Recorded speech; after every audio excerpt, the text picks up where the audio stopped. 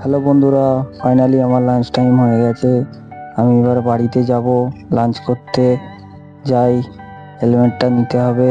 Security কাকাকে গিয়ে আগে বলি হেলমেটটা দেওয়ার কথা। হেলমেটটা নিয়ে বাড়ির দিকে গিয়ে খাওয়া দাওয়া করে আসতে হবে। সময় হাতে বেশি নেই, মাত্র 1 ঘন্টা লাঞ্চ টাইম।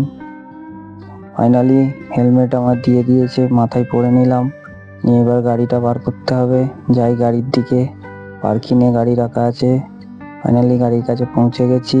গাড়ি স্টার্ট দিলাম, দেখে নিই তেল আছে কি। হ্যাঁ, তেল আছে, 2টো কাঁটা, অসুবিধে নেই। আরামের সাথে বাড়িতে গিয়ে খেয়ে চলে আসবো। এখনো চলবে 2-3 দিন। ও, গাড়িটা বার করলাম। কালকেই গাড়িটা আবার সার্ভিস করে দিয়েছি, একদম ডিস পিস ওকে।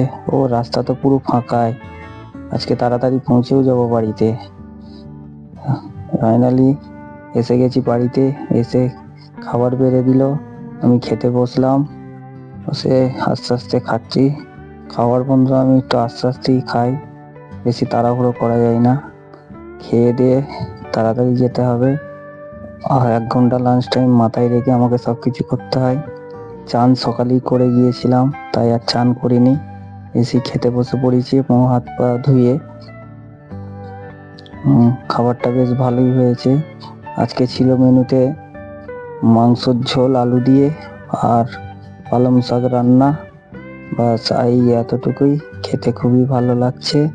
খেয়ে দিয়ে আবার যেতে হবে ওখানে ডিউটিতে। এইভাবে আমার সাথে থাকবেন, পাশে থাকবেন, আর চ্যানেলটা অবশ্যই সাবস্ক্রাইব করে দেবেন, যাতে পরের ভিডিও দেখার সুযোগ পান। আর এইভাবেই সাপোর্টে থাকবেন আমার। চলুন, আবার দেখা হবে নেক্সট ভিডিওতে। টাটা।